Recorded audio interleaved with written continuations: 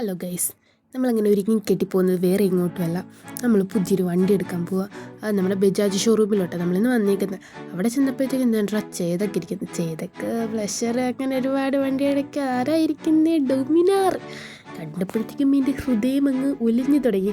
നമുക്ക് ഇതെടുത്താലോ എന്നൊരു ഐഡിയ ഉണ്ടായിരുന്നു. പിന്നെ നമ്മൾ അന്ന് അവിടെ എത്തിയപ്പോഴത്തേക്കും ഞാനും ഉമ്മിയാണ് നേരത്തെ എത്തിയത്. പാപ്പി യാസീനും താമസിച്ച് വരാനായിട്ട്. പിന്നെ ഇവരുടെ അതുപോലെ തന്നെ അടിപൊളി സർവീസായിട്ട് എപ്പോഴും വണ്ടി ഇവിടെ നമ്മൾ സർവീസിന് കൊടുക്കാറുമൊക്കെ. പിന്നെ അത് കഴിഞ്ഞപ്പോഴത്തേക്കും നമ്മുടെ കുറച്ച് ടേംസ് ആൻഡ് കണ്ടീഷനായിട്ട് ഇതാണ് നമ്മുടെ ചെറുക്കൻ ഇവിടെ സുന്ദരക്കുട്ടപ്പനായിട്ടിരിക്കുന്നു. നമ്മളത് കഴിഞ്ഞപ്പോഴത്തേക്കും നമുക്ക് രജിസ്ട്രേഷൻ കാര്യങ്ങളുണ്ട്. നേരത്തെ രജിസ്ട്രേഷനൊക്കെ കഴിഞ്ഞതാണ്, പൈസ എമൗണ്ട് എല്ലാം അടച്ചതാണ്. പക്ഷേ ലാസ്റ്റ് കുറച്ച് സിഗ്നേച്ചറും കാര്യങ്ങളും അതുപോലെ അവരുടെ കുറേ ടേംസ് ആൻഡ് കണ്ടീഷൻസൊക്കെ ഉണ്ടല്ലോ.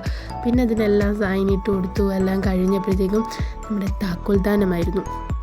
ഇവിടെ നമുക്ക് താക്കോൽ വന്ന് അങ്ങനെ ഐശ്വര്യമായിട്ട് ഞാനത് വാപ്പയുടെ കൊടുത്തു. വാപ്പി വണ്ടി സ്റ്റാർട്ടായി കഴിഞ്ഞ് വാപ്പി പറഞ്ഞു, നീ തന്നെ ഓടിച്ചു നോക്കുക എങ്ങനെയാണെന്ന്. എനിക്ക് ഭയങ്കര ഇഷ്ടമുള്ളൊരു വണ്ടിയാണ് കേട്ടോ, CT100.